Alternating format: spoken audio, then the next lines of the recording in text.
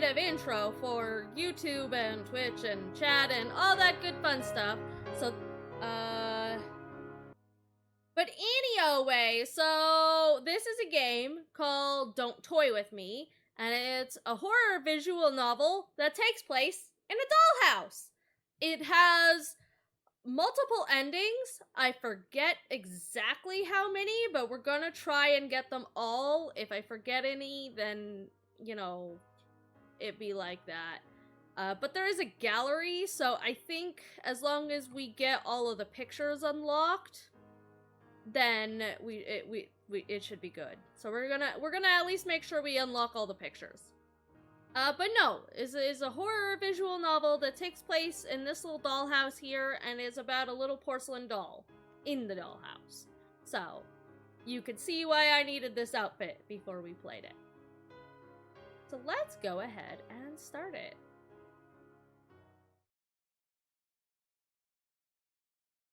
Light spills through the tiny windows of the dollhouse, catching the flecks of dust in the air. Though it's early in the morning, the inhabitants have been awake for a while now. It's to be expected that toys wouldn't have quite the same grasp of time as you do. Awa! And here we have our main little character, Dahlia. Isn't she cute? We kind of match. Look at it. Look.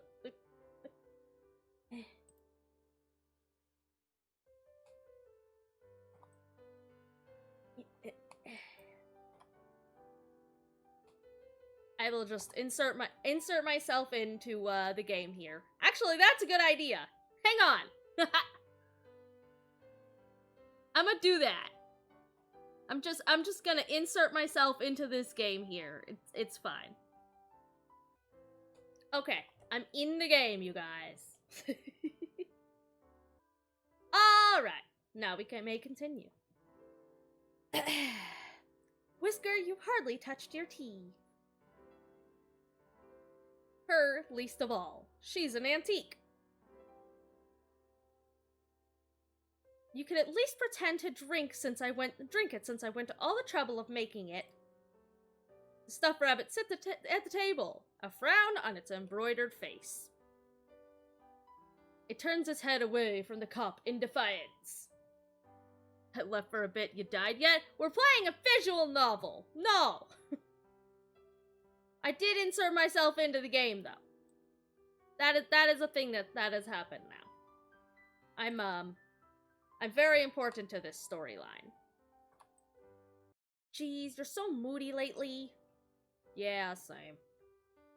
I know it's not terribly fun to be stuck alone here with me, but you're not doing yourself any favors by being difficult.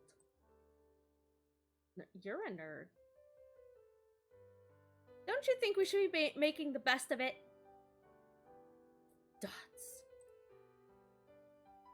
Really wish you'd let me cut you a mouth so you could try to hold a conversation.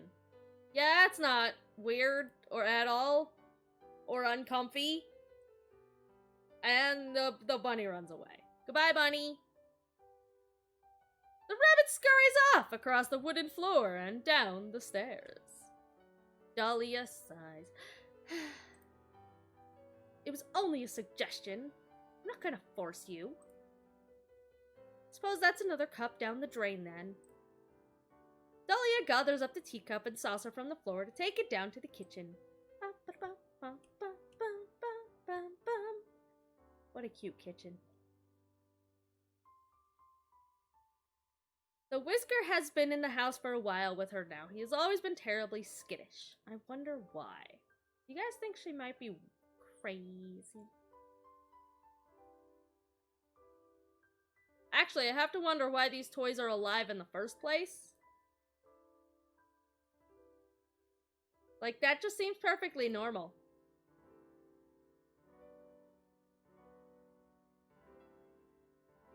The kitchen holds the rest of the tea set, always ready for a hypothetical tea party that thus far hadn't come to fruition. The rabbit wasn't about to sit at the table with her. Thinking back on it, she has trouble recalling who it was that used to sit there with her. It was me. I sat there with her. You're listening right now, aren't you? Who, me? I'm fairly certain I can hear you out there. Well, I am quite loud, so, you know, that makes sense. Ooh, choices. Usually alive objects imply unalive people. Usually, yeah. Okay, so I know there are multiple endings. Like lots of, I don't remember how many, but I'm gonna try to save at everything that looks like it's a potentially important part so that we could try and get all of the saves. But I guess for the first playthrough, we'll kind of play along with it. Are there little spoders on the choices? There are. That's adorable. I love it. I already know each ending to this game, so I'm like not sure how to chat. I don't want to give away anything. Want the ending with the death? Well, it is a horror game, so I'm sure there'll be plenty. Tat, tat. The sound of large fingers gently tapping nails on the outside of the house answer her question. Large fingers? They're not that large. I mean, I guess maybe compared to a doll. She smiles softly.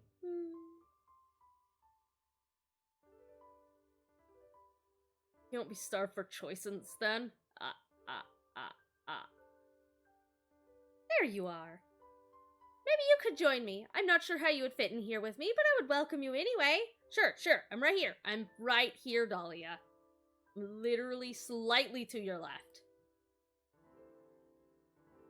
Perhaps you could let me outside? I would sit on the roof to be closer with you. That sounds dangerous. Spoilers much. I mean, I think they're... I don't know if toys can starve.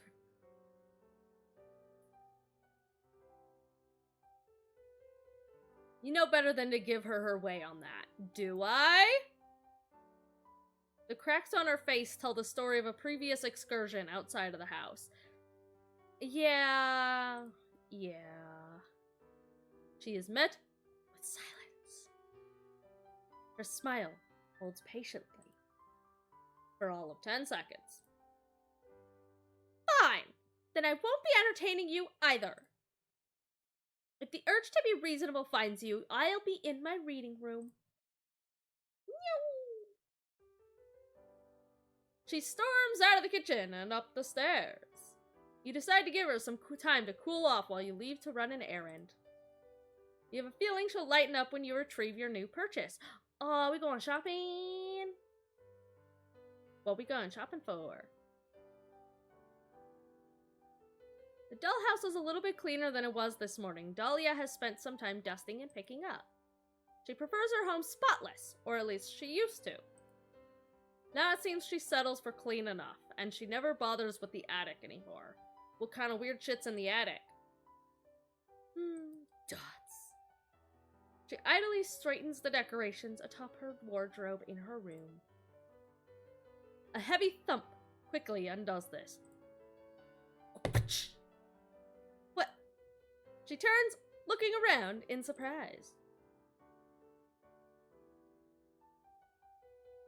Hesitantly, she peers out of her bedroom door and slightly down the stairs. And down the stairs. Not slightly. I don't know where slightly came from. Whisker's already in the foyer investigating. What is it? It me! I'm in the foyer! She descends the stairs, delicate joints clicking with each step. She finds the large box taking up the entryway.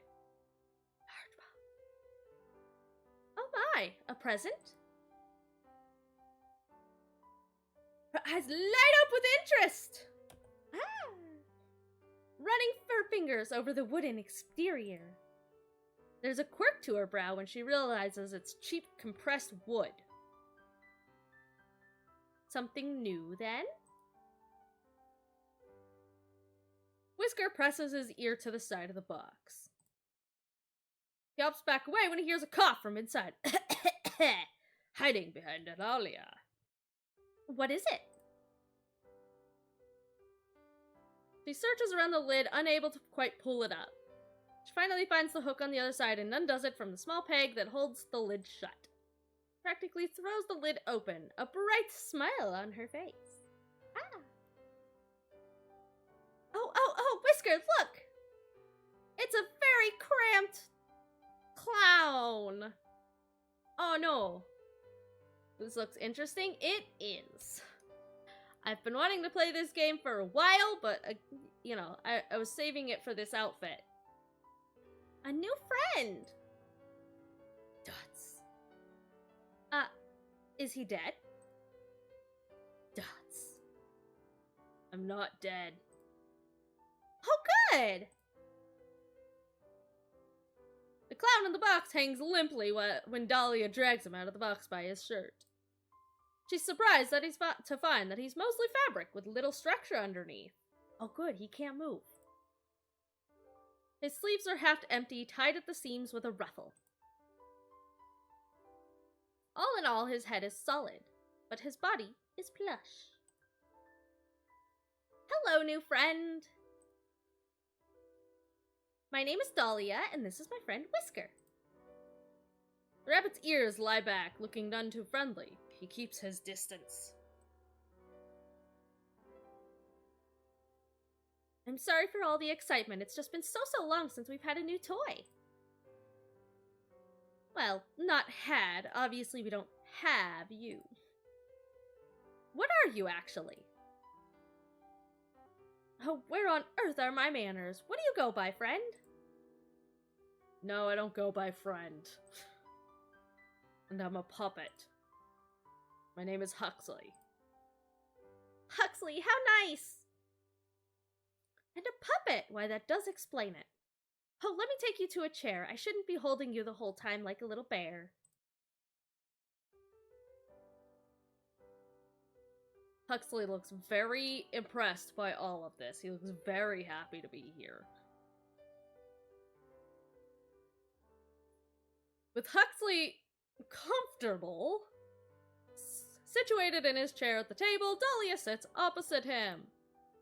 She's all smiles, even though the clown looks so sullen. Here, have some tea. Can you hold the cup? Have a silly straw. Thanks. Despite the thanks, the clown doesn't make any move to drink the tea. Weird. Okay. Well, I'm going to assume that we're still alive. I hope. You've taken me out of a box, and here I am to sit in another box. Yay. The only difference is that I'm not the only one in this box. It's also a much bigger box than the one you're in, so, you know, there's that. Aha! But that makes all the difference, doesn't it? I do enjoy watching Whisker, but he's not here one for conversation. And now this won't be such a lonely place.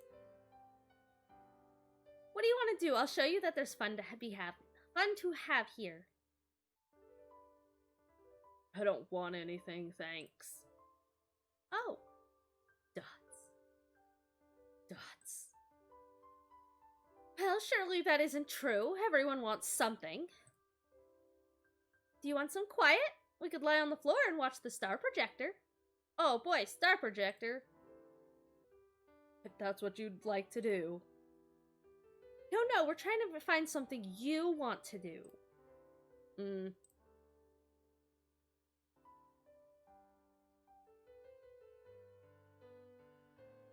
Okay, yeah, you know what? Fuck it. I'm gonna go make myself a second cup of coffee. 1 second. Luckily, I have a big old pot that's already pre-made, so I just have to throw it in a cup and grab some sugar and some milk. So I'll be right back 1 second.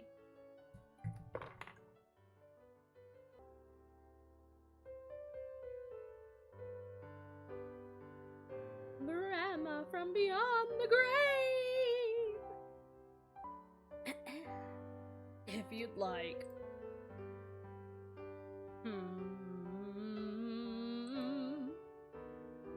Did you hear about the clown car that crashed out in the middle of nowhere? There were 30 casualties. God damn it. That's so dumb. I bet clown limousines are the most lethal way of I know, right? Like, damn, you got an entire city's population in there. I actually read a thing recently about clown cars and how they all fit everyone in there, because like everyone's just like, oh, how you know, obviously you got like a hole in the ground or something and people come up from underneath, and apparently that is not how it's done. Apparently you can actually fit a lot of people in like a Honda Civic if you take most of the insides out. So, like, you take the engine blocks out, you take the seats out, you take, you know, all of the walls and whatnot, and you can actually fit a metric ton of people in them. So, like, they actually do just shove a bunch of people in a tiny-ass car. It's just completely gutted on the inside. I don't even remember how or why that came across my feed, but ironically, that just came across my feed, like, the other day. Yeah, it's essentially just a square and 4 wheels. Because, like, obviously you don't need the engine or anything. So anyways, video game. 30 casualties. Yes, good. Funny joke.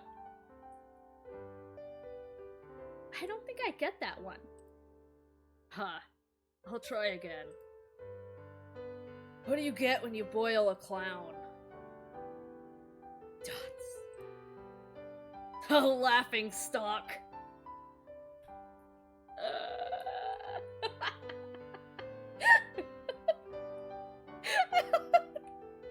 That's so stupid, but so funny.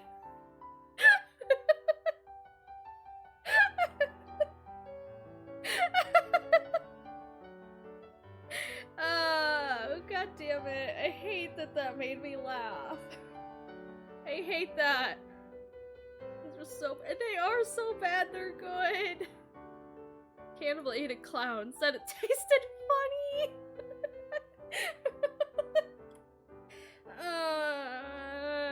Why? God damn it. Huxley, you're my new favorite.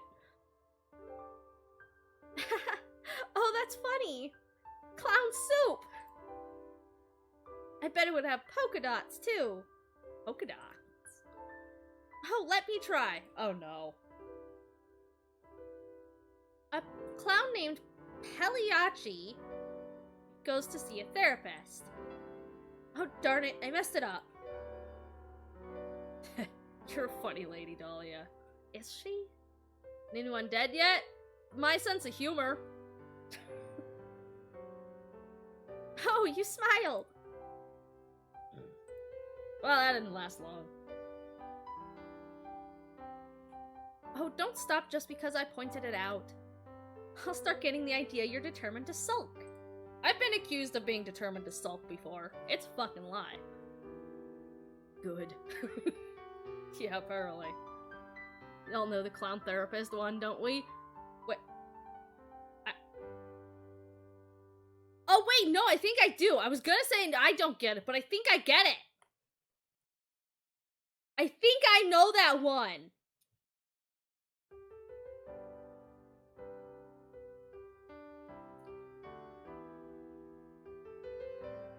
Yup. Yup.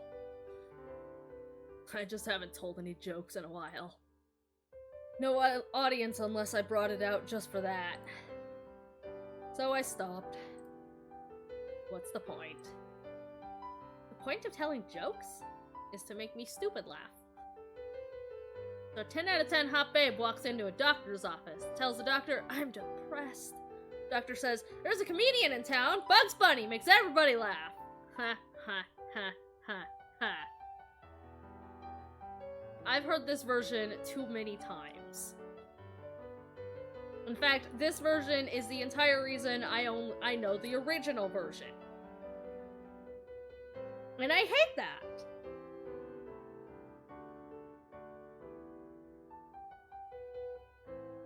point of coming up with jokes if I only get to tell them when someone gives me the time of day. I don't like being a puppet.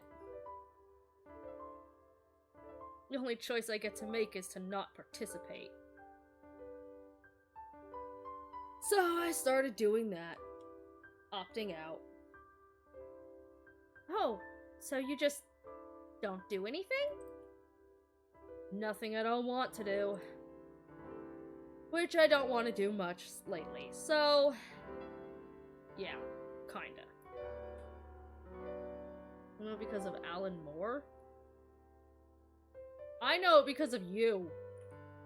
You subjected me to it. He looks uncomfortable. Uncomfortable at the direction of the conversation. It's clear he hasn't had to explain himself at length before, especially when so withdrawn from everything. Dolly, on the other hand, is clearly mulling this idea over in her head. Clown could probably use some food since he's so sad, maybe a funny side-up egg. I want a funny side-up egg!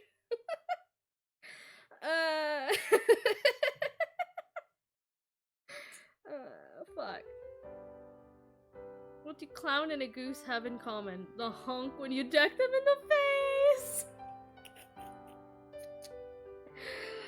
I'd deck a goose in the face. Fuck it.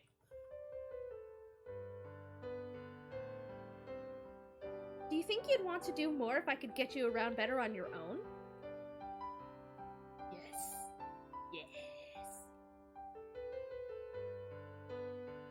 Yes. Geese are dicks. How exactly is this a horror game? Look, we're getting to it. I keep getting sidetracked, okay? Give it time.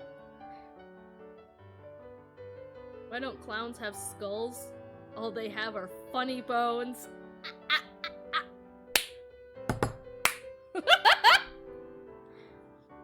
Joke's on you, all eggs are funny side-up eggs.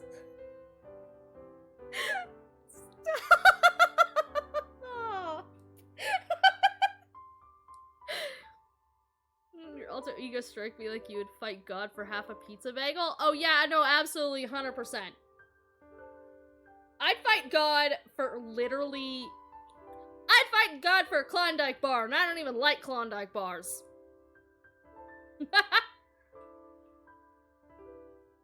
See all this and have to ask. Bones! Bones, Exactly, I'd do it for sport. I'd do it just for the sake of fighting God. Bring it the fuck on.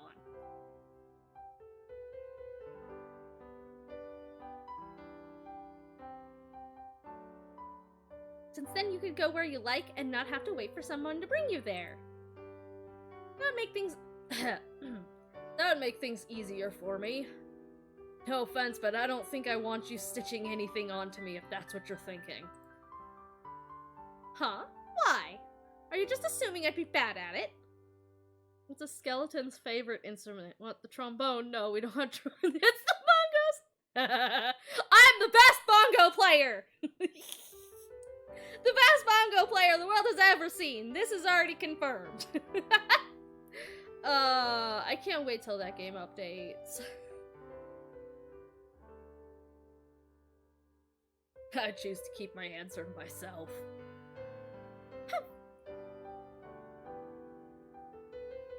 That wasn't what I was thinking about anyway. Wait here for just a moment. I'll try not to go anywhere. Dahlia leaves the kitchen, hurrying off back to the foyer. She stands near the box, hurriedly looks... words. It's black and white and black and white and black and black and black and black and black. I don't know what. The stairs.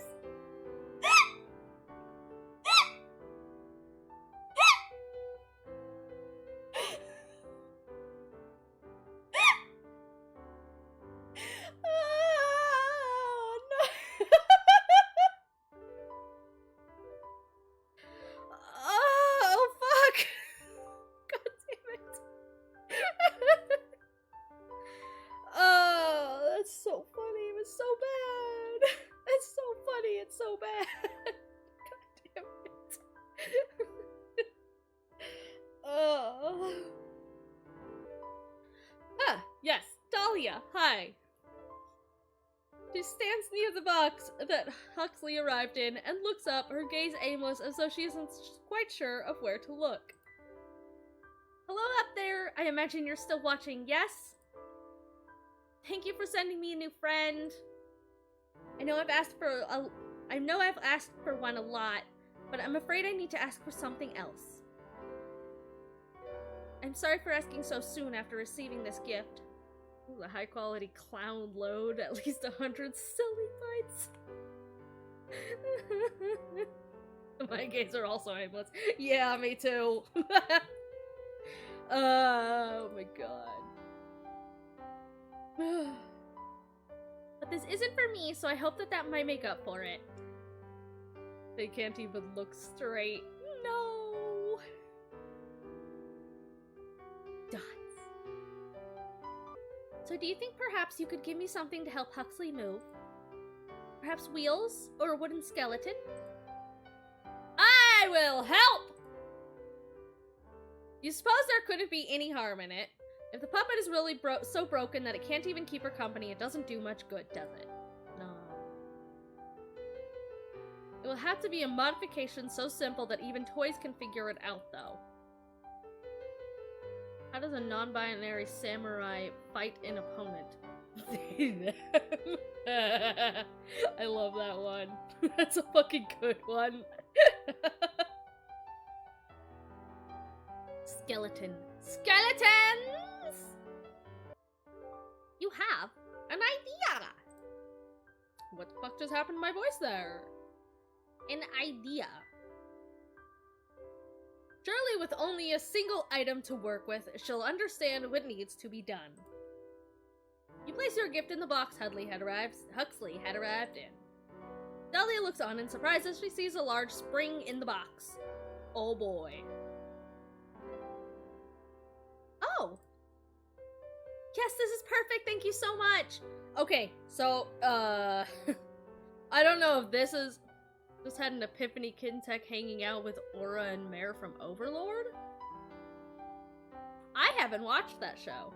But, this spring, you guys... Okay, so I'm guessing they're just gonna shove the spring up in this puppet. But, since this is a horror game, and I don't know if it's gonna actually, like, make a reference to this, but have you guys ever read fucking, Uzumaki by any chance? by Junji Ito? Because, I'm suddenly wary of some springs shoved up in people for various Uzumaki-related reasons. She eagerly plucks her prize from the container, needing both hands to carry it. It's as long as her legs are at the very least.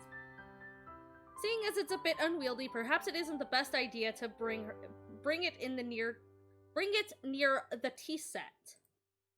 She ends up leaving it behind and fetching Huxley instead.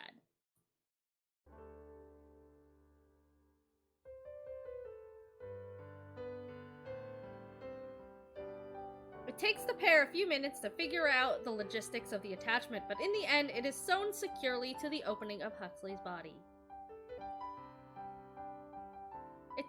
He takes a moment to get used to the balancing of the spring. Boing. This is certainly different. I think I'm getting the hang of it, though. The stairs will take some practice. And that's what the railing is for, at least until you get better at jumping.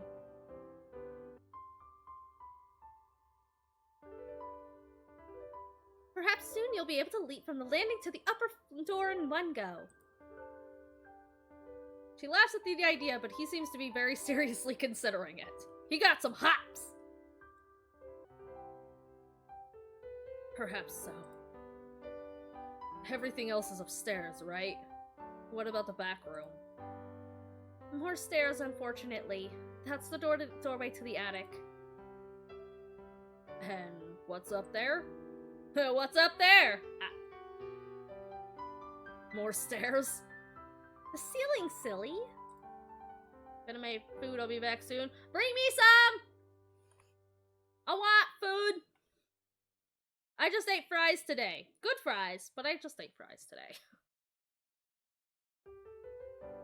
And some old odds and ends, some things that just don't really have a place in the house. But they still have to go somewhere. Not that Rubido has done anything. At this point, I'm half expecting her to be a loaded Chekhov's gun that shoots blanks as a joke. Yeah. Totes. Perhaps we could eventually convert it into a bedroom for you. Your cruelty knows no bounds, Lady Dahlia. Making a man able to jump, then putting him in a room with a low ceiling. I didn't mean... I know, I'm only teasing. For someone who kept wanting me to lighten up, you sure aren't good at recognizing a joke. Oh, don't tease me. Yeah, don't tease me, chat. But I'm happy to see you're in much better spirits. I am. I've never had something like this. So, is this really okay? What do you mean? Nothing. I didn't like being a puppet, so I don't know why I should feel odd about becoming something else. Perspective I get looking at you from 1 foot. Excuse you! Well, clearly that just means that you're like 8 feet tall, obviously. Like a jack-in-the-box? I would never. Is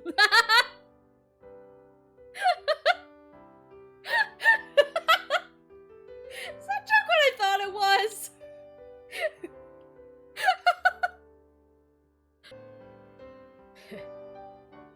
I mean to say, I'm not getting back in that box. Of course not. But you will have to sleep somewhere. I suppose the box can stay here in the foyer. Foyer? Foyer. Foyer. We could make it into a table or use it as a chest. I just don't want to have to carry it up to the attic. Whatever you want to do with it, it's not mine. But yeah, I guess this makes me a jack out of the box. Jack in the box. Which I'd also never do. I don't know if this joke is what I think it is. And I'm gonna pretend that it's not. Dahlia tilts her head in confusion once more. Don't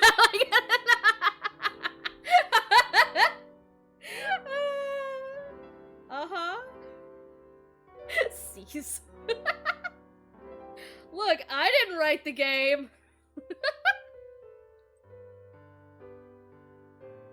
Huxley spares her any explanation of the joke. I think that confirms that's exactly the joke he's making. God damn it, Huxley.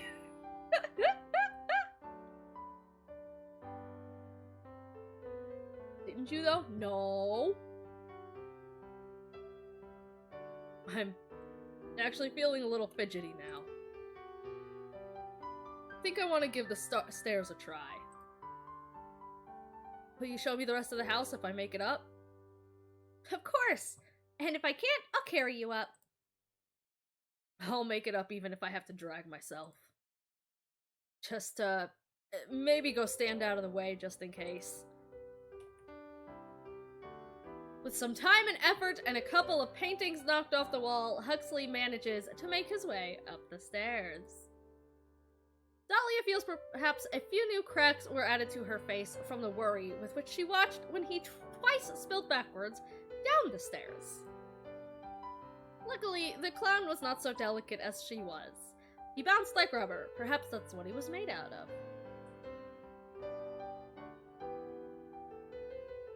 The thought remains in her mind that she'll have to remind her new friend that she is much more fragile than he is. But for now, she hurries up after him to congratulate him and show him the upper floor. The linen closet isn't exactly a room, but it's important to show regardless. The bathroom is slightly more of importance, though, of course, though perhaps less important than it would have been in a real house. I just noticed the spring? Yeah. He got spring. He's springy boy. He got bounce, bounce, bounce. Boing. Huxley notes a lingering smell of paint and powders in the bathroom. It must be where Dahlia touches up her face. And lastly, Dahlia brings him to her bedroom. Oh boy. I don't think I've ever had anyone in here before. Well, aside from Whisker. You don't think so? Where is that little guy anyway? I kind of expected him to join us for the tour. Oh, don't mind him. He's so jumpy these days. I couldn't even tell you why. Perhaps he's less confident without other plush animals around. Did there used to be more? Dots. Ah. Can't seem to recall. I know I knew a teddy bear once. Perhaps he was a friend of Whisker's. She frowns, her brows furrowed in concentration. Huxley watches on it with concern. That is a face. But how does he, I mean, does he have, don't tell. Well, some questions are best left unanswered. It also goes boing.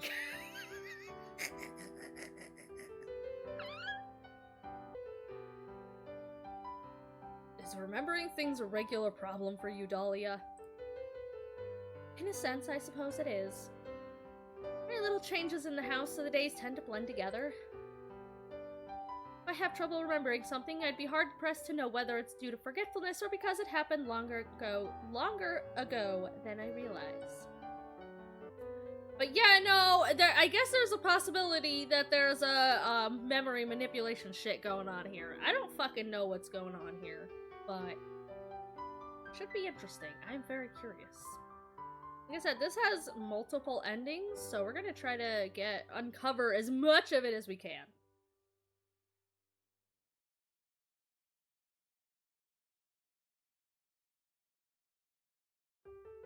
I wasn't sure where it was for a while, so I'll have to really make good use of it now that I have it again. Yeah, sounds like a plan. And if I get curious, I could always read up on what I missed before I got here. Absolutely not. I keep it locked away so you couldn't even find it if you wanted to. Just another joke, Dahlia. I won't read your diary.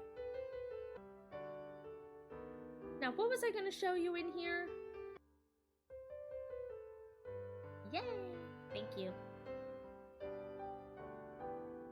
We love little tech. You damn right you do. I'm great. Oh, I wanted to show you here in my wardrobe. I keep my dresses here, but it's full of mini games as well. Oh shit, we getting the dresses? You can feel free to help yourself to any of them if you find yourself looking for something to play. I have my bookcase in here as well. I have all the classics. Pride and Prejudice, A Little Princess, Hans Christian Andersen's Fairy Tales collection. Pride and Prejudice. Quite the collection, Dahlia. Are you teasing me again? No, they're just very you. Huh. Except that one. The complete short stories of Edgar Allan Poe! A little bit of a gothic heart, are you? A little bit of a gothic at heart, are you? I am. I did say I love the classics. Doesn't even have the little I don't know if that counts as a classic.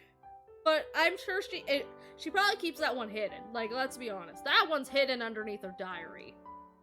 We're gonna have to dig to find that one. It's underneath her pillow, I'll betcha. You don't keep that one in the bookcase.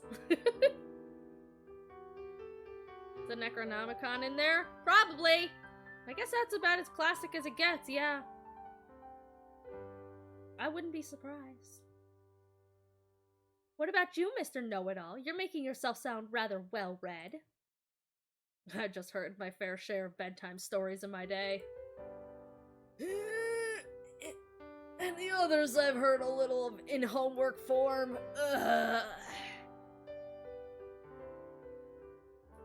Thought Ash Williams had that. No, the doll stole it. Clearly. I have to say, it hasn't made me the most bookish kind of guy. Except maybe joke books. Ha! Well, in your words, that's very you.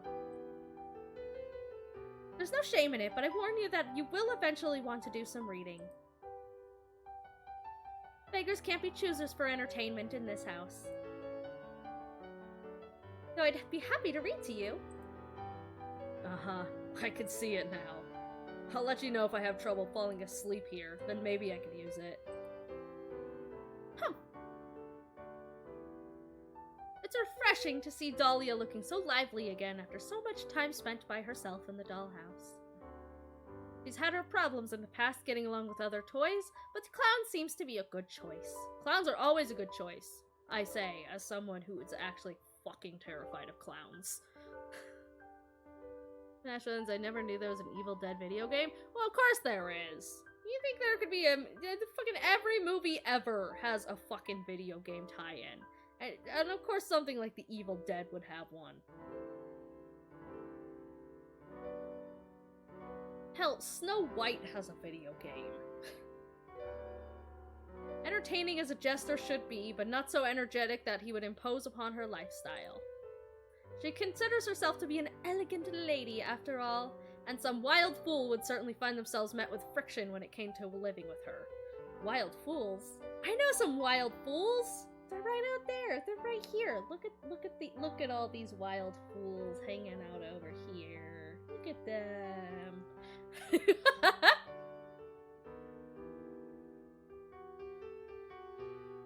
Hopefully they continue to get along. I'm sure they will. And there will be no friction, and nothing bad will happen. At all. This isn't a horror game. I tricked you all. This is just a wholesome game about a little porcelain doll getting a clown friend. Ha ha ha, you've been duped. In the following days, they seem to adjust well enough. They play their games and have their tea together, and even Whiskers seems to be more at ease with Huxley there.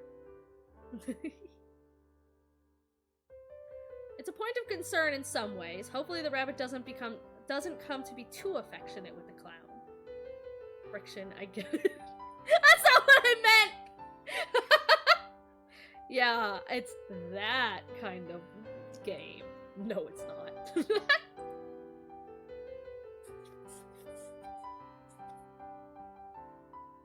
Porcelain doll named Jowl? No, it's Dahlia.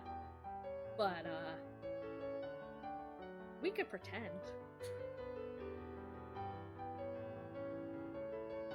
But for now, it's happy days within the dollhouse. You find yourselves blah, blah, blah, blah, I can read. You find yourself watching them regularly. Today they've gathered in the attic to improve Huxley's sleeping area.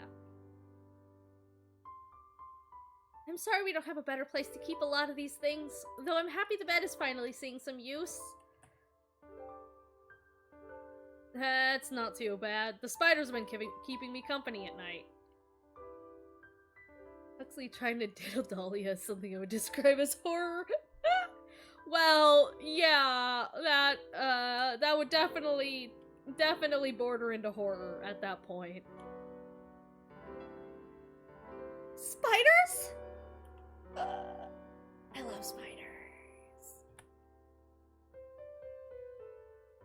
Oh well, probably just the little mites. I have wondered about some of the things you keep up here, though. Don't just change the subject after mentioning spiders. Are there really spiders up here? Ha, no, I was only joking. Ah. You'd better be, horrible creatures. You take that back. Spiders are precious little beings. Dahlia. Stuff gets all stuffy later. I'm sure it does. Now, what were you wondering about? Well, I noticed some of these things seem out of place here. The paintings, sure, they make sense for you to have. But there are some old brass knickknacks in here that... Knickknacks as in stuff! Yeah.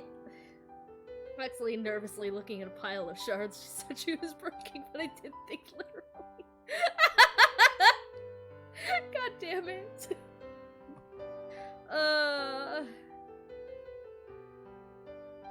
Like this big brass horse head. It's a night. No, it's daytime. But you are right, it doesn't look familiar. And there's some old clothing up here. Oh, I haven't really cleaned up here in some time, but I don't think there was anything but spare decor items. I'm about to break. Good luck. Well, I found some bow ties, like the formal kind, not like my ribbon. And no offense to our dearest Lady Dahlia, but they wouldn't really suit you. Just one step closer. One step closer right over the edge. Do they belong to Whisker? No, Whisker doesn't really have many belongings to speak of. Whisker shakes his head to confirm this. He only has the little bed in my room and a few little toys of his own. Though half the time he seems to prefer playing with the balled-up paper more than the things that I make for him. So he's a cat? One doll's trash is another rabbit's treasure. I'm almost certain that that's not how that phrase goes. Well, in any case, they seem like men's clothes to me. Though I did see some old hairbrushes and things as well. Not ones that match your sets, though. Do you think some of this was left from whoever lived in the house before you?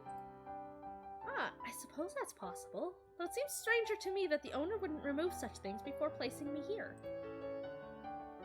Maybe the owner hoped for a more masculine doll. What? Huh? What? Masculine? Where? I don't see none of that. I'm sure I'm exactly what they were hoping for. They've had me this long, after all.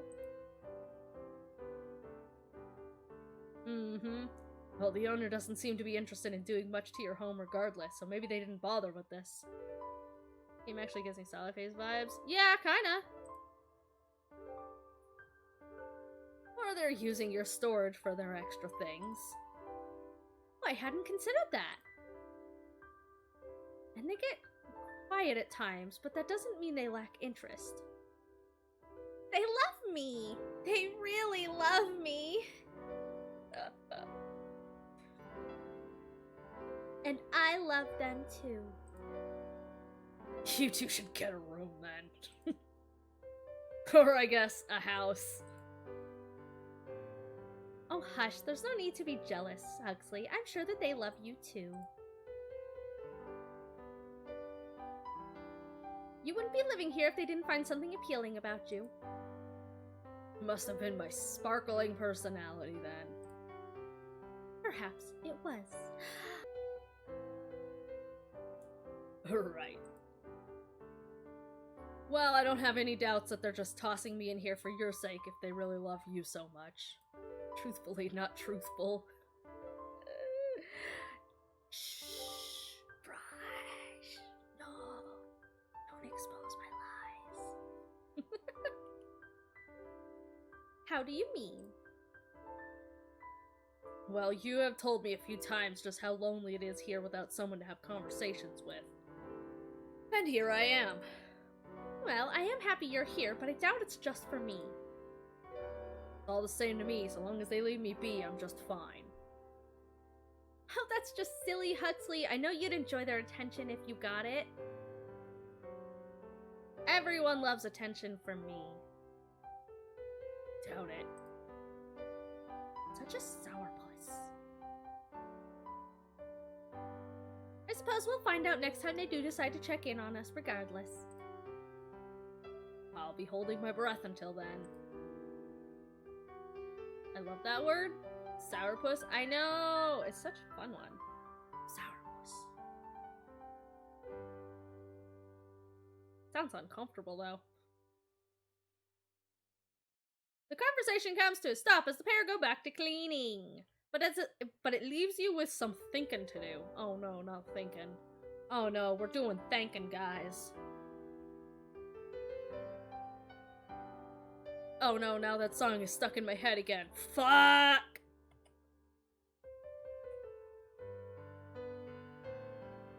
It's been a little time since you initially purchased the clown, so you've had a little time to get to know more about him. More so than you could have known taking him off the shelf. At this point... save point. At this point, it's a save point. Dahlia's a favorite, or Huxley is winning you over. Oh no. Oh, this is definitely a choice. Okay, so this has a lot of multiple choice endings. So you want Dahlia? Dahlia the doll? But alright, it looks like we're going with Dahlia, so let's go with Dahlia.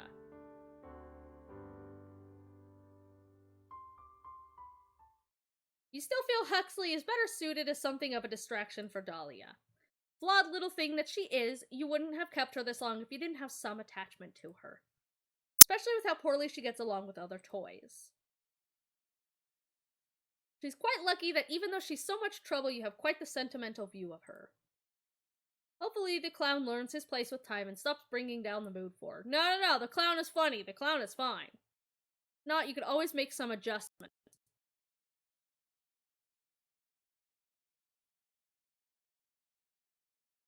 My fucking computer was like, blah, for a second there. But nothing can last forever. It's clear enough the honeymoon phase is coming to an end by the argument you find happening already in progress when you check on the house today. Huxley, you've picked at our game 3 times in a row. We're going to play what I want today. You literally offered to let me choose. You can't say you don't care what we play and then take it back because you didn't like what I picked. Yes, I can. I didn't know you were gonna pick the worst one when I said that. Exactly. The worst one? You seemed fine with it the other day. Oh, fine. Let's play this one instead. You like Parlor Detective, don't you? Are you serious? So you're watching them argue in your own dollhouse? Nah, it's their dollhouse. I'm the big, protag, main, whatever I am. I'm the big person watching them. Very big person. Very big. They're the toys.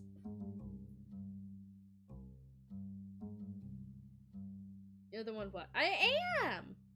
So you're the... No, clearly they're just actually talking dolls. I couldn't possibly be crazy. I'm just more in the mood for a word game. I love word games. So you had a specific game in mind. I didn't realize which one I wanted until now. It's not as though I planned to argue with you. Could have fooled me. You're so sour, Huxley. I'll get the game set up while you're over there sulking. You'll feel better once we start playing. Dots. Hey, Whisker. What do you make of this? Rabbit looks up from his place on the little pet bed by the floor. He seems uneasy at being addressed in the middle of their tiff. Yeah, no, fucking don't bring the rabbit into this. He had nothing to do with this. Whisker doesn't even talk, Huxley. I know you're playing some joke. Whisker, do you think Dahlia already started the game without me? I'm still setting it up. Dots. Because I'm starting to think we're playing charades, or ESP tester. Or maybe just mind games. I don't think expecting you to take me at my word requires you to be psychic. The only funny thing about this is how silly you're acting over some board games. Yeah, well, maybe I'm not in the mood for your kind of game. So you're pitching a fit over not getting your way? Ha. That's rich. No, if you just said what you wanted from the beginning, I wouldn't care. Honestly, if you wanted to watch paint dry and you were serious about it, that'd be fine. I'd rather drink paint than get jerked around. Please don't drink paint. Like, I know you're a doll, but please don't drink paint. Then enjoy the taste of your new colors. I'm not in the mood to play anymore. Ha! Enjoy the taste of your new colors. That is the best fucking comeback I've ever heard in my entire life. I love it. That would require such a specific fucking setup to ever use, but I want to remember that line.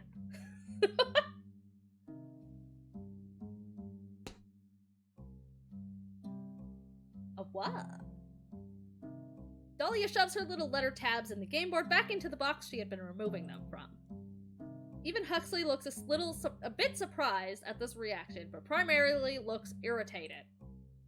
It's odd to see him so worked up. Though he has been more lively since Dahlia helped him get back on his feet, it's rare to see him feel so strongly about anything. The general state of ennui he carries himself with leaves little room for such emotional outbursts. Not beyond a sarcastic remark anyway. I love sarcasm. So seeing like this, it's a little worrisome, as it should be. Once the game is put away, Dahlia moves to push him along toward the door, meeting resistance when she does. I'm sure this won't go bad at all. What are you doing? And the bunny runs away.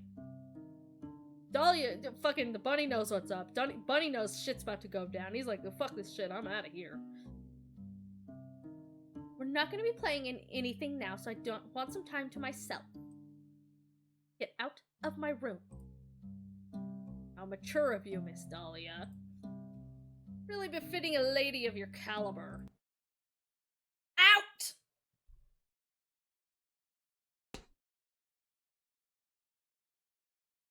The clown finally exits the room and she slams the door behind him. With him gone, she sighs and presses her back to the door. It takes her a few moments, but she gathers herself and straightens out her dress and then her hair. When she looks around, she sees Whiskers is no longer in the room either. She sits down on the bed and takes up her diary and pen from her dresser. I swear, I can't count on anyone to be civil. Begins to write. You decide to leave her to her personal writing. The next morning, you decide to check in on the dollhouse to make sure things have cooled off from the day before. Dahlia's waiting in the kitchen, presumably for the other toys. She seems to be lost in thought. The distant look leaves her face when Huxley enters the room. You can tell by his expression he's wary of what she might say. Presumably they haven't spoken since their fight. It's probably good that you're here to watch them just in case. Good morning, Dahlia. His tone is flat, cautious, perhaps. Good morning, Huxley! Dahlia's greeting is chipper. Her tone sing-song as though she doesn't even recall the fight from before. The clown is caught off guard for a moment by this, but regains his composure. Aww, they kissed and made up, guys! I was just waiting to make breakfast. I assume Whisker won't be joining us, but that's alright. I'll leave out some leftovers for him. Can the dolls eat? It just occurred to me, can the dolls actually eat? What will we be having today? You're leaving it to me to choose? Oh, sorry, I wasn't asking you. Dots. Yes? Yes, what? Yes, what? Oh, can the dolls eat? Do your dolls not eat? No. No, they do not. Not usually. She must mean you, then. I don't know if this choice matters, but... Oatmeal crepes or dots? Oh man, I want dots. I want dots? I haven't had dots in years.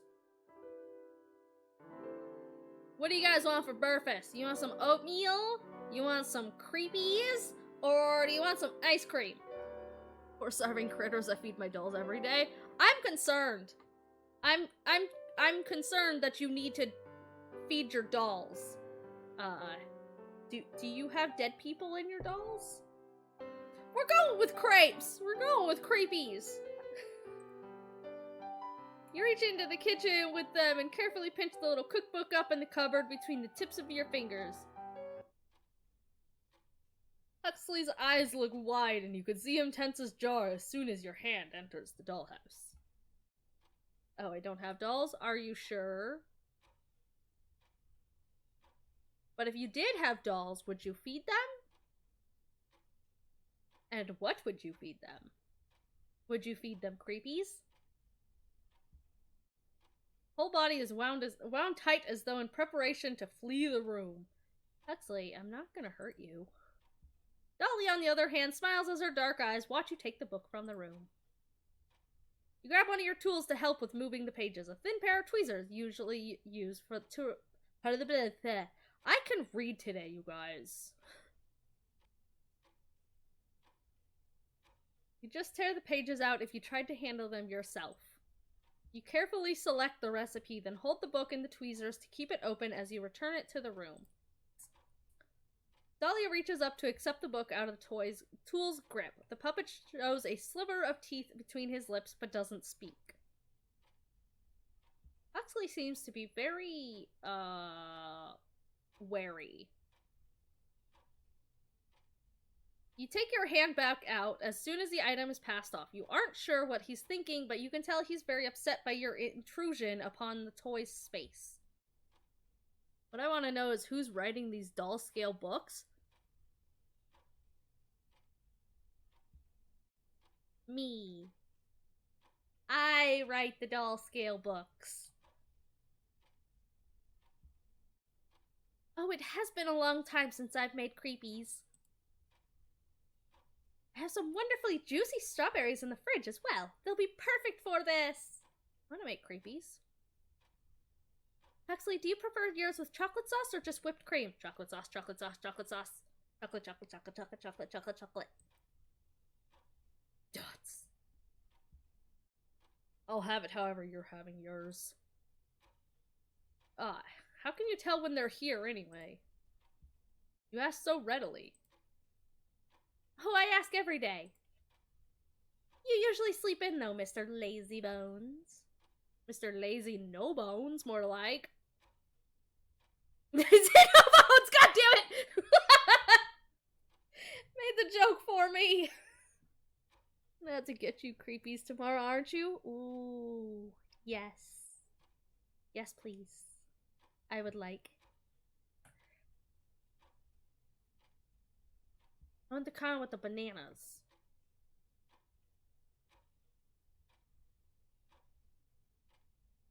Yeah, well, I was having trouble sleeping, so I'm up early. Oh, let's have some chamomile tea before bed tonight then. I'm sure you'll sleep well. Yeah.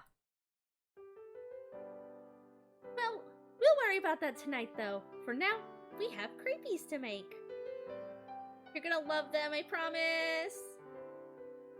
And since they are rather troublesome to make, I'd like you to help as well. Of course, I can't cook though. I'll be doing all the cooking, I just want you to slice the strawberries for me. What cooking is involved in making creepies? Enjoy the clown's expressions. I know, right? He's very expressive. He's very adorable. I love him. And do be careful with the knife. You watch as Dahlia starts to prepare her whipped cream and creepy batter. She periodically stops to correct Huxley on his cutting technique. Each time he seems a little more discouraged, but he doesn't remark on it. Ah, so she's a shitty teacher. Got that I'm sick of this shit expression. He's got that I'm clearly traumatized and not dealing with this shit expression.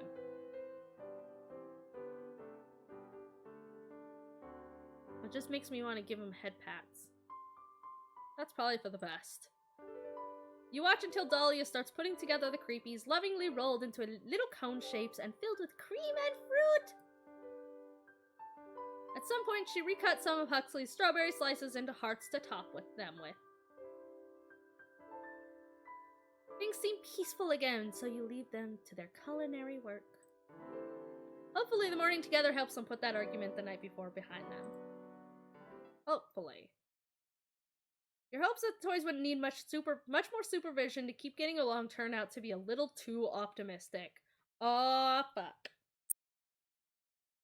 And you find yourself regularly checking in on them when you hear arguments breaking out in the dollhouse. Do you not enjoy it when a god shoves their hand into your home and decides your breakfast for you? Well, I mean, it would make deciding easy. honestly, but I mean, as long as it doesn't break anything, I guess.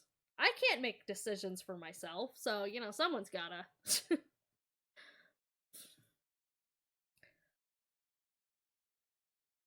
Despite Huxley's originally harsh demeanor towards Dahlia when she would snap at him, you find he's becoming more and more upset by these developments. You never really took him for the emotional type. You're not sure what to make of it, but Dahlia is convinced that he has only crocodile tears for her. Even if so, you find yourself worried about the state of the dollhouse as they continue to bicker this way. You only brought Huxley in as a way to keep her entertained and to provide her some company that would actually talk to her. But you're starting to wonder if that was the right decision. Oh no. The mood in the house has become unhospitable, and you sometimes find yourself considering separating the two by adding an extra wall to divide the dollhouse. But that would hardly be a practical solution. Well, yeah. Like every other day, you find yourself checking on the dollhouse when it becomes too quiet. You need to see what the two inside are up to. So you check on them when there's arguing, and you check on them when there's not arguing. It sounds like you just watch them 24/7. I mean, I watch them 24/7. I mean, I don't... What? You see, Dahlia is currently having some tea in the kitchen by herself. She seems fairly content, but you did hear another fight earlier. You check the attic for Huxley next, expecting to find him moping by himself after another rough day. But he's not there. Ba-ba-bam. What is he doing in there? You watch in silence. Whisker rests on the pet bed in the room, and his head turns to look at the clown as he crosses the room. Huxley brings an arm up to his own face and mimes a shushing noise, and a little difficult to do without fingers, but the rabbit seems to understand. He lays his head back down, and Huxley continues across the room. He lingers at the bookshelf, bending down to examine the spine of each entry there. He checks the board games as well. Ba-ba-ba. Not finding what he's looking for, he heads to the dresser next. His eyes wander over the basket of flowers and the clutter of small desk items Dahlia keeps there. A little notepad with a list of chores and repairs to be made sits atop. He leafs through this, but drops it back in place once he sees how mundane its contents are. What are you snooping for?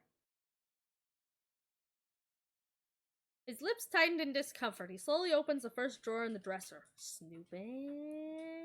You're gonna get in trouble. He shuts it more quickly than he opened it. At least you could be sure he wasn't looking for the contents of that one. Panty raid. No! No. Let's hope not. He opens the next one and this time reaches inside. Dahlia's diary.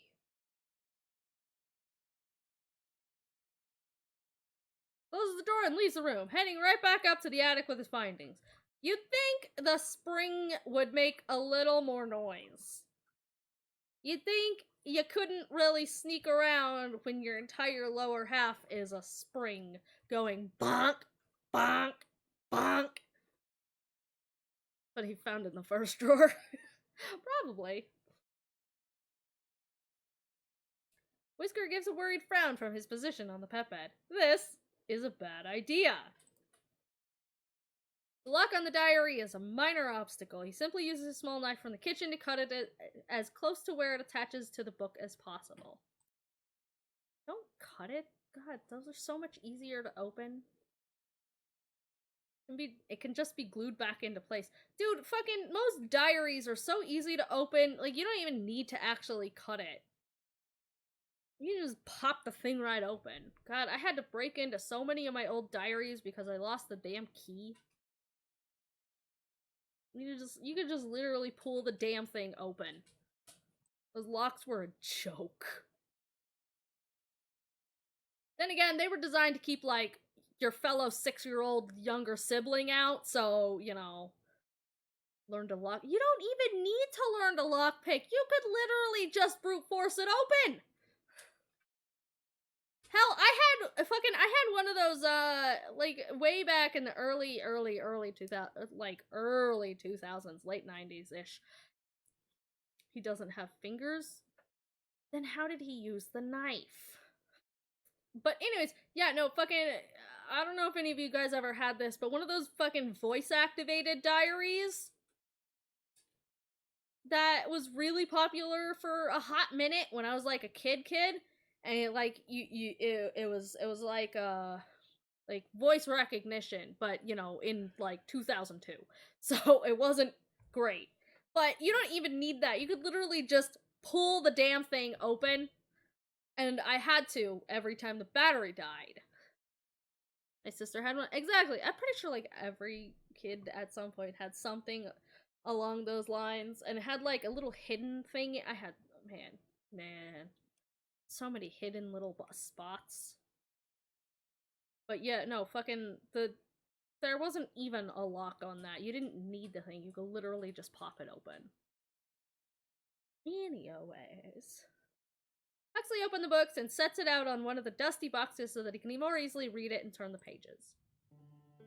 His touch is careful, aware of how suspicious it would be for any of the diary's pages to be ripped. Definitely not as suspicious as the fucking lock being ripped and glued back on. So he notices right away some of the older ones are missing. You originally had taken those out for Dahlia, but now you're glad you did for an entirely different reason. You never thought about other toys snooping. Aw, shit. Some shit went down! I knew it. You're the fucking player is the one fucking, like, dealing with their memory and shit. And she's just like, wow, it's weird. My diary went missing for a while, and there's so much stuff I've forgotten. I'm sure it's fine. It's like, nah. Fucking, like, your big creator or whatever thing was like, nah, we're ripping those pages out. I had a safe like that myself, but it was more effective and impossible to open. Well, then, not quite the same.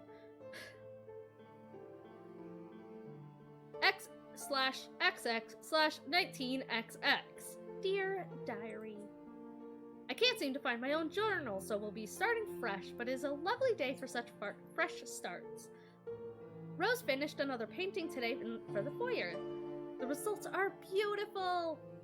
She's such a talent with paint, I wish that I could make anything half as lovely. I can at least say I provided something in return since I'm working on a new dress for her. I do hope she likes it. X/XX/19XX. Dear Diary. I've asked for some flowers to put up some arrangements around the house. Since Rose paints so many flowers, I'm sure she would like some for her still lifes as well. Still lifes? Still lives. I guess that is how you would write that. Not sure why I'm bothering, though, with how difficult she's been lately. It seems like she disagrees with me just for the sake of it. Even on the tiniest little things. I'm not going to say anything to her about it, but I wish she would stop regardless. Do you have this problem often? XX/XX/19XX. Dearest Diary.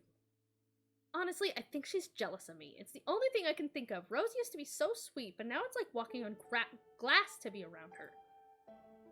Or is it eggshells? Either way, she needs to stop picking fights with me. Our owner is only excited by her because she's something new enough to still be a novelty. If she thinks that means she's better than me, her wooden head is as empty as it sounds when the wind blows through the house. Whoo! Whoo! Whoo! A crude drawing of Doll's head with wind blowing in one ear and out the other adorns the next page. Who's Rose? And what happened to her? A couple after that are removed. X/XX/19XX. Dear Diary. I'm terribly lonely here. I think the owner sent Rose away due to my complaints.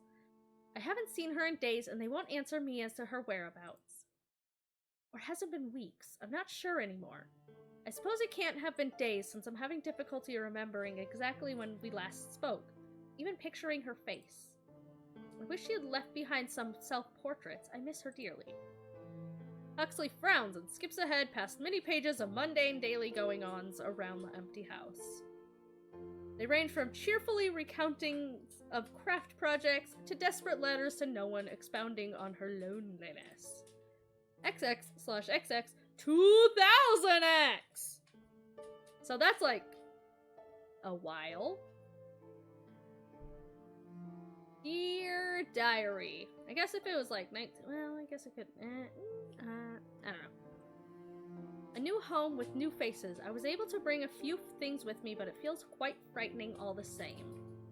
Luckily, Lucille has been a very gracious host. She shares everything with me in her eagerness that tells me she has been as lonely as I have in these past years. Who's Lucille? Though I don't enjoy sleeping in the attic, it's rather eerie up here. I feel terribly out of place. Maybe if I wish hard enough, I'll return to the home I know. So something got fucked up with her old home. She moved into, I'm guessing, this current dollhouse with another doll, who is also now gone. Huxley eyes the odd old bed frame that now holds his own bed. He had just assumed Dahlia had always lived here and it was her home. So had we all. XX/XX/2000X. Dear Diary. Lucille is not what I thought she was. She's so cruel when she wants to be. Today we sat on the roof together to see the stars. She pushed me out. She pushed me. The owner doesn't believe me. They replaced the arm that was damaged, but my face can't quite be restored. My eye... I feel so broken beyond that, though. Perhaps I'm just very unlucky, but nothing ever quite works out in my favor. I think the problem might be you, my dear. If I can convince the owner of what Lucille did, perhaps they'll actually do something, but until then, I think I'll just be avoiding her, lest I say something that would further prevent any sort of peaceful resolution. XX/XX/2000X. Dear Diary. She deserved it. They wouldn't have done that if she didn't. And that is it on that one. The puppet stares at the pages, chewing his lip and looking deep in thought. He leaves to the next quiet stage of Dahlia's life until he finds another name.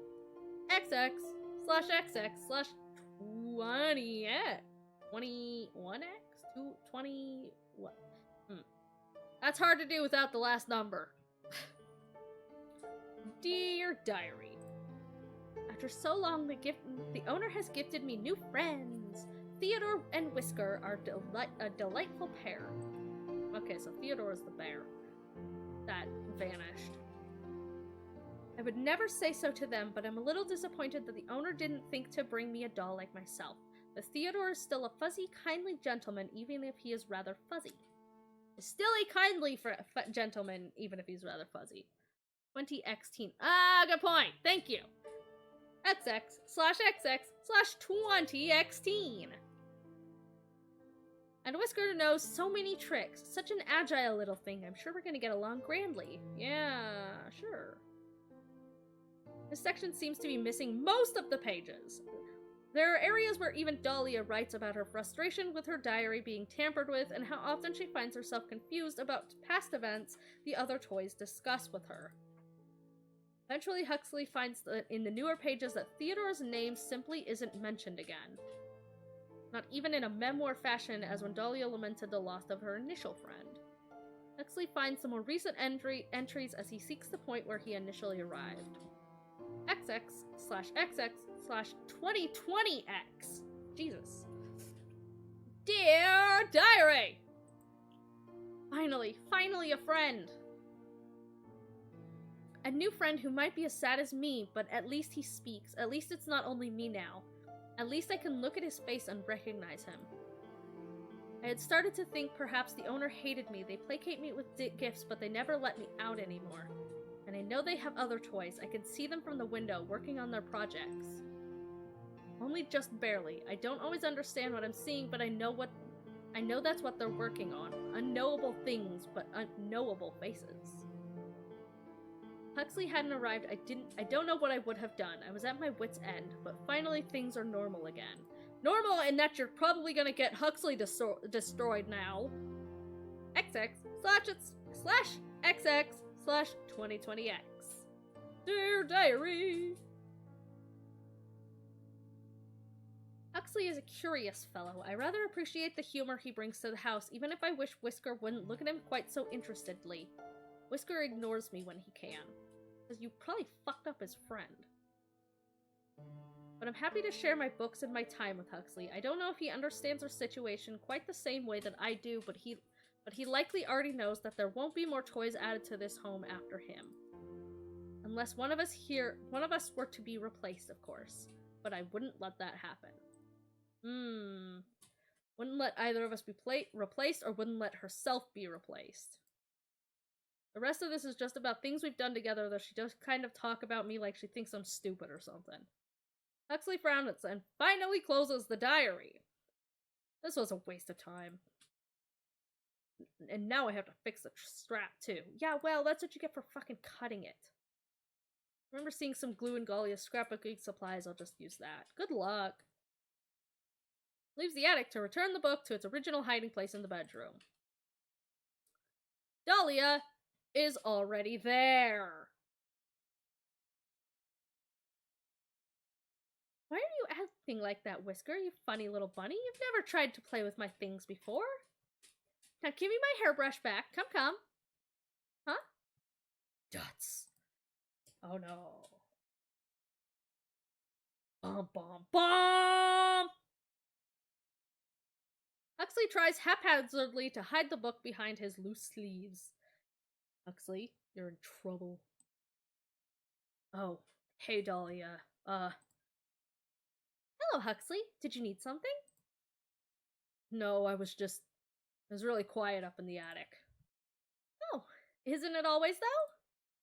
She smiles, amused by what sounds to her like a very silly excuse to come find her. I was just brushing my hair, until Whisker stole my brush, silly little thing. There's a dog. Come here, dog. Noisy dog.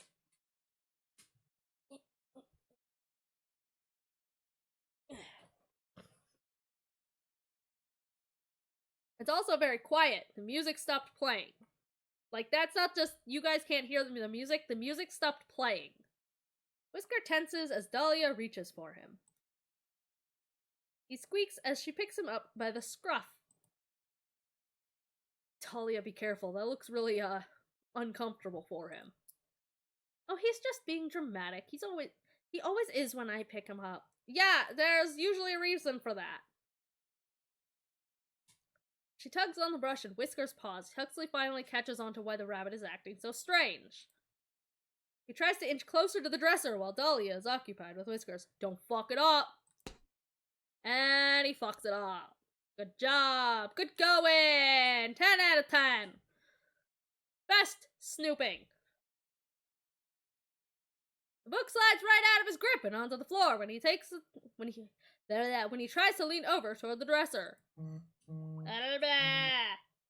See, no fingers sucks. Yeah, well, oh boy indeed. I'm sure nothing terrible will happen from this. Dots. Dahlia drops Whiskers, her eyes trailing right down to where her diary lies on the floor. She looks stunned. But only for a moment. What are you doing? Dahlia, that's my private writing! What's wrong with you? Coming into my room and stealing— oh, their music is back. Coming into my room and stealing things? You horrible creature! Run, Huxley! Run! I had a reason, okay? I'm sorry. Shouldn't have done it.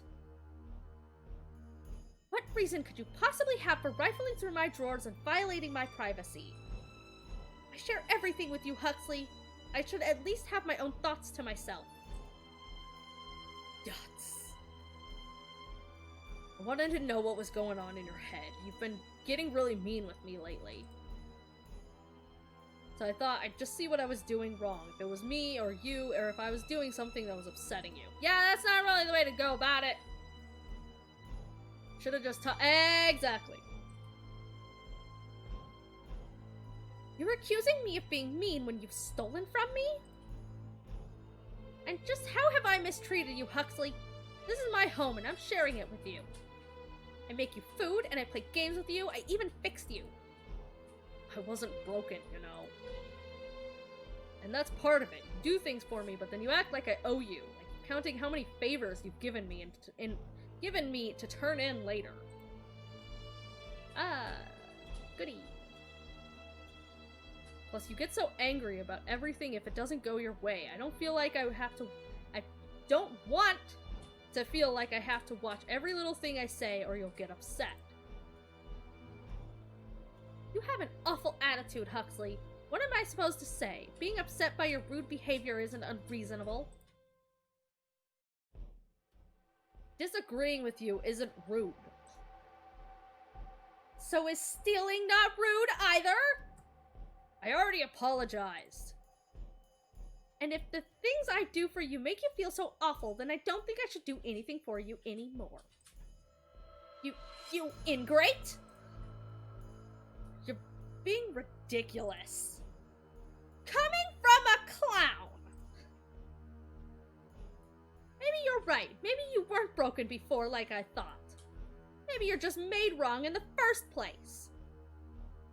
Oh, look at the fucking face! Look at those fucking puppy eyes! Goddamn! Dahlia cups her eyes around her mouth and looks up at the ceiling. You can take your spring back. We don't want it anymore. Oh, shit. Dahlia? Does coming from a clown count as racialist? Because that seems... It's somethingist! Get rid of it! Get it out of my house! Stop it. Huxley shoves Dahlia backwards, causing her to stumble. Oh, shit. He trips over Whisker, who scurries to try and get out of the way. There's a quiet crack when she hits the ground. Oh, shit. He broke the porcelain doll. Huxley stares at her with wide eyes. I didn't mean... Oh, he's got little tears! Oh! Huxley! You're so precious. You're such a precious little boy. You decide you've seen enough of this. Wait! You scoop the clown out of the dollhouse as Dahlia picks herself back up. You can see her limp as she steps forward. Likely some minor leg damage. You'll have to fix that. As for Huxley, clearly you've given him equal footing with Dahlia in the home. Clearly giving him equal footing with Dahlia in the home was a mistake. Oh. Oh no. Oh no. Well, fuck. You clearly tear out the sections of fabric that keep the spring in place in the puppet's body. Once it's done, you set the metal piece aside. It's what she asked for, after all, and in this case, you're inclined to agree with her. No, I'm not! You gently place Huxley back into the dollhouse. His breathing is heavy and his body trembles as he lies on the floor, unwilling to get back up just yet. Well, yeah, you just took his only mode of transportation. He's so sensitive about any sort of contact with you. Pitiful, really. Well, yeah, no shit.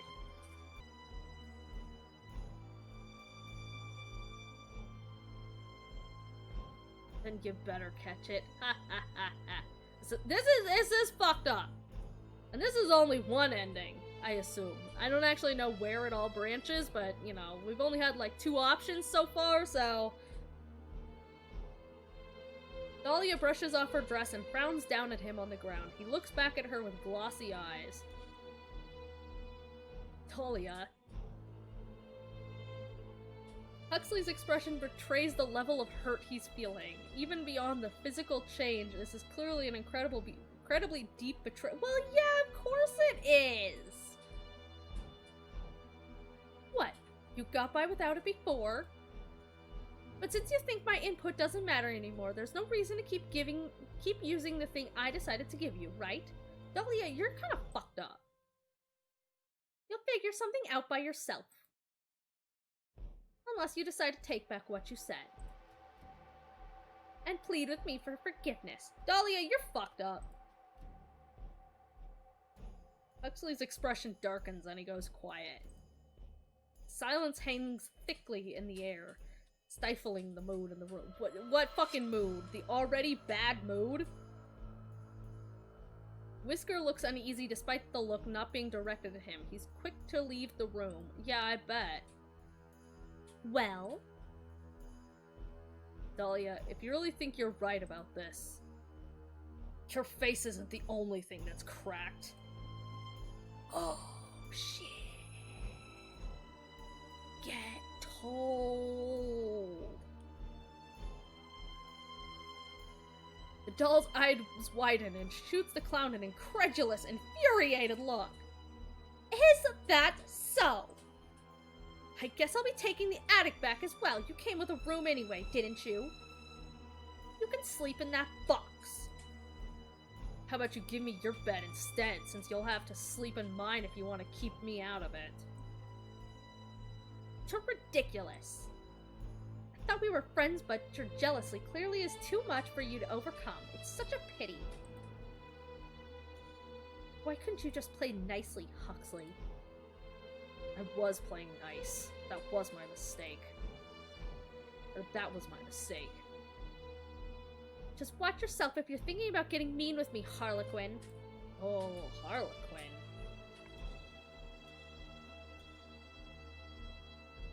You know our other friend would be quick to punish you if you raised a hand to me. Dots. Huxley's eyes search the room, passing over the ceiling, the windows. He knows you're watching, which he should. You don't want him getting any ideas, considering you've already had to confiscate the spring. And just like that, he seems ready to lose all energy. Oh, poor baby. Poor baby.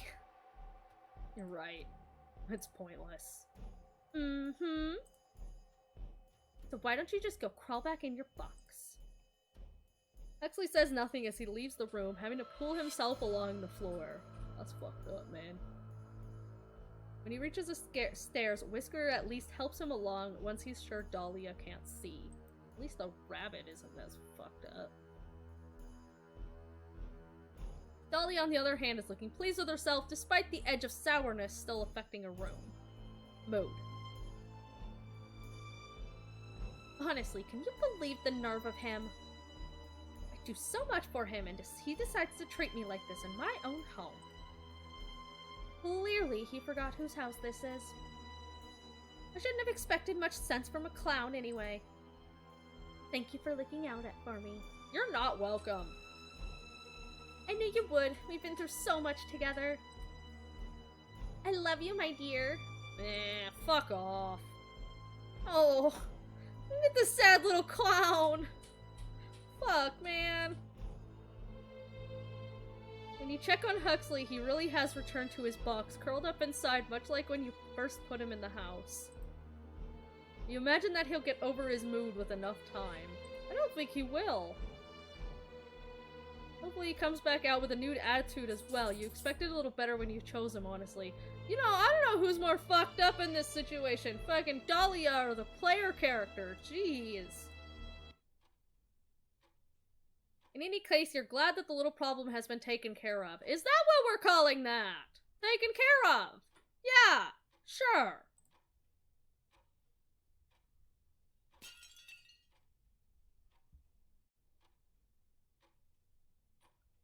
That can only be a good sound. Later in the evening, a surprisingly loud sound draws your attention back to the dollhouse. I'm sure this is fine. You check the foyer first. The large mirror near the attic door remains intact. Why is there a mirror near an attic door?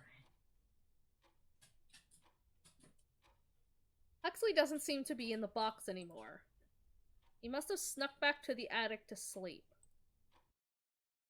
Dots. He doesn't seem to be present here, either.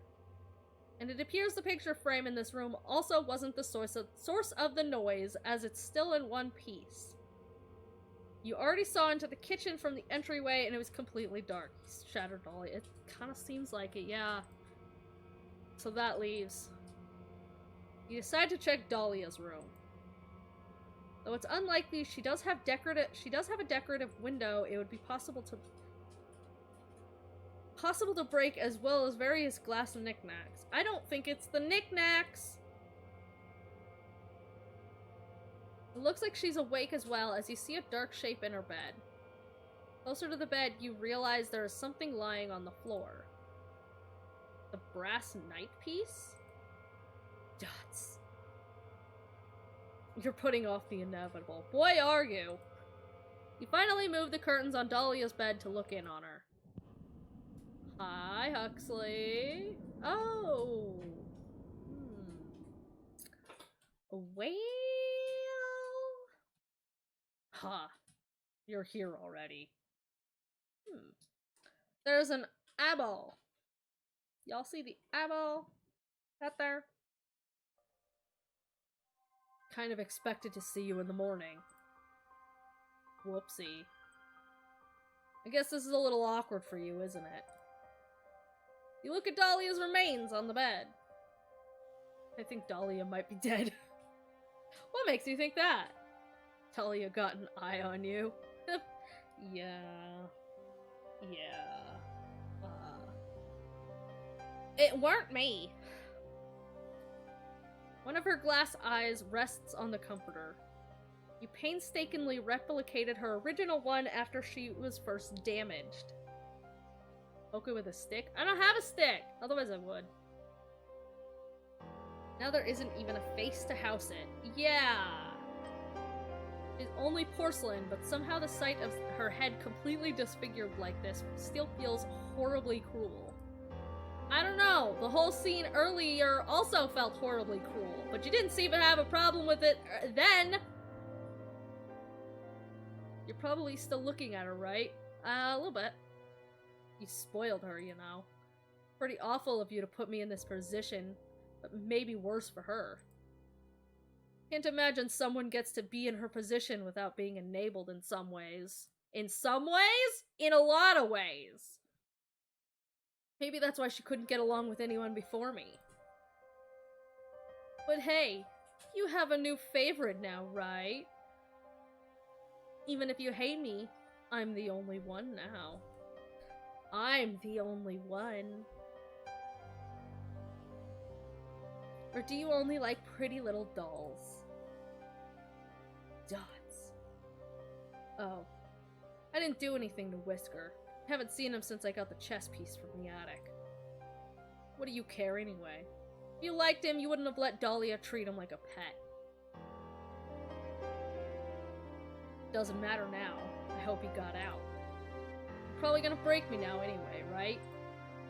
Better he doesn't have to see that. Or see her. Ooh, choices! Choices, chat. Do we break him or do we keep him? What's our choice? Personally, I want to keep him. He's my favorite anyways, but you know. Keep? Alright!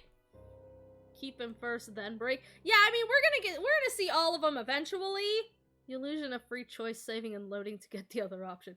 Well, yeah, I mean, we're gonna try to get all of the endings eventually, but this is just our first playthrough. But it looks like we're keeping him. Alright, Huxley! We keeping you. It is well and truly tempting to pick the puppet up and pop his little sculpted head right off at his shoulders. But what would be the point of that? You'd have nothing left, just an empty dollhouse. And you're not really sure how to get more talking dolls. You're not sure how you managed to lose control of the situation so quickly. Trust me, this is not a quickly situation. This is several fucking years of enabling her fucking entitled bullshit. This, dear main character player person, is what's called a consequence of your actions.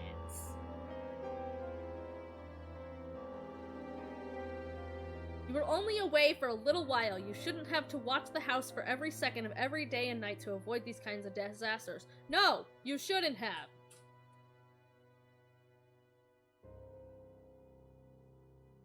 You could never stop it when it happened with Dahlia. Gee, I wonder why. Of course, you couldn't stop it when it happened to her either. In the end, maybe it is on you for not maintaining a better balance in the household. Oh, gee! Maybe! You can't be sure, really. You leave the dollhouse alone for now. You may come back to check on Huxley and start the arduous task of attempting to build a connection with him. Yeah, because that's gonna happen. Oh ho ho, if it isn't the consequences of my actions. It shouldn't be impossible even if he's the difficult type. Dahlia was the difficult type too. Took a lot of work to get her to do as you wanted and involved a lot of compromising. Maybe too much compromising. No shit, Sherlock. You hope to ever introduce new toys to the dollhouse again, you'll have to hope you've learned from your mistakes with her. The clown caught you off guard this time, but you'll soon be in control once more. I don't think you were ever in control. Ending 1B! Your new favorite! Come on down! And let's see how many pictures we unlocked here. 2! We have the sad little clown. And we have the very broken doll. Alright. We'll go real quick and do the other ending, just because obviously that's gonna be a quick ending. So we break him now, I guess! I'm sorry, Huxley, I love you, you're precious. ...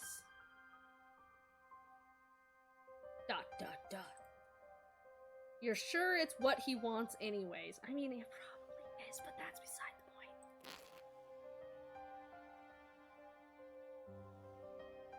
You easily take the puppet out of the dollhouse and tear him in half with your hands. His fabric body shreds with minimal effort.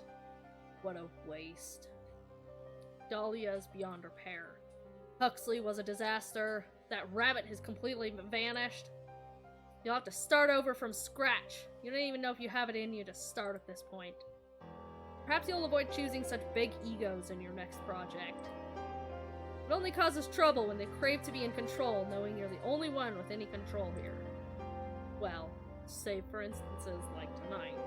Why is he so sad? I don't know, because he's a fucked up little doll. Even humans can't control everything. Humans can't control shit. What, ending 1A? You spoil her! Oh, that one doesn't give us a picture. Oh, wait, no, hang on. There is a picture there. Oh, well, I mean, it's a picture. Little tea time picture thing.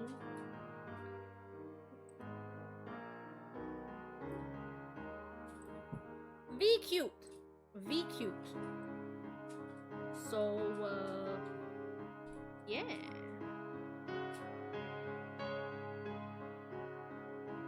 As if the owner actually had a stern talk with Dahlia, telling her that this is not her kingdom, this could have been— Yeah, honestly, like, clearly, whatever we learned from her, diary, that we've obviously been kind of spoiling her for a long fucking time.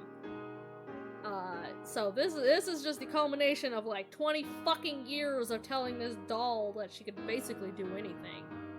I mean, Huxley did his best to get— He did try his absolute best to actually get along with her, and she turned into a fucking bitch, so— I'll pop back on out of here.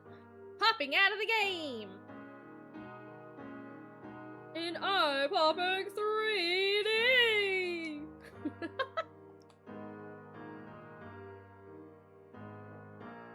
But yeah, I think, so there are more endings. Dahlia didn't view Huxley as a housemate, but more like a tool of entertainment. He better kiss her shoes for putting up— Exactly. Yeah, no, clearly Dahlia is just fucked up. The fucking, like, player character. The joke being he murdered her for calling the landlord on him. Well, to be fair, the landlord also essentially fucking, what would be the rough equivalent of breaking his fucking kneecaps? And, like, throwing him out on the street. Cause like, he didn't get his room or anything after that. So the landlord's kind of an asshole also. That he gave. The landlord gave him prosthetics and then took it. Yeah, but that's pretty fucked up, bro. It's pretty fucked up. So yes, well, yeah, I mean, inherently landlords are assholes. He didn't break Huxley's kneecaps, he just ripped his metaphorical legs off.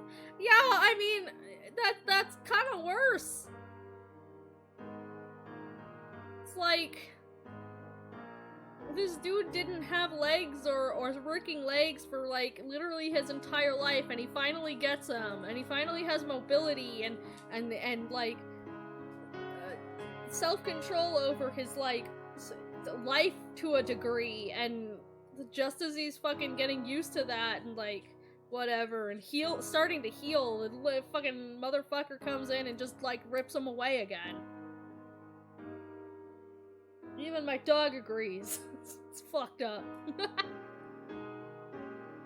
Like he just took the spring out of his step.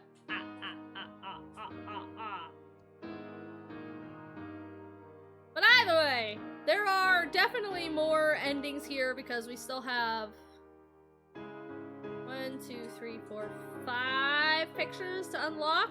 So yeah. We'll do that on another stream, I think. What do we learn for this? Don't treat favors like a currency you can work with. Also, don't fucking spoil the living hell out of entitled, like, children or whatever.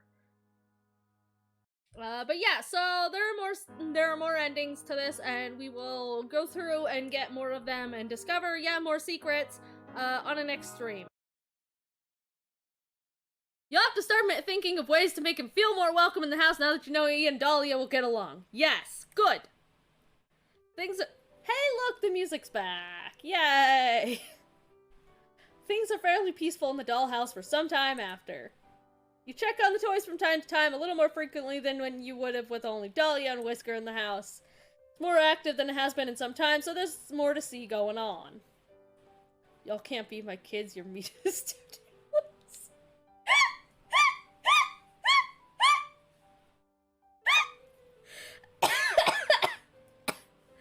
Oh, that's cursed. Thank you for that, cursed. That was cursed.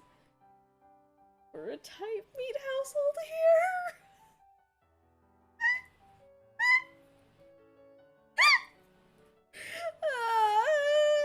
Why? Why? You want to be known for the cat person? Look, it'd be better than loose meat, okay? Also, I could still totally talk to girls. Shut up. This is all chat. Fucking— this is chat's thing. Loose meat is chat's thing. That's your guys' thing. Not me. Take Dr. Cockroach out for a romantic candlelit dinner with a hot coke. But why? Gonna agree. We're putting Dahlia in a jar. Into the jar with you. Assuming she didn't go for a vein instead. The jar! The jar! You find— well, there you have it. She went in the jar. You find a jar that should be about the right size and grab a large paintbrush to shove her into it.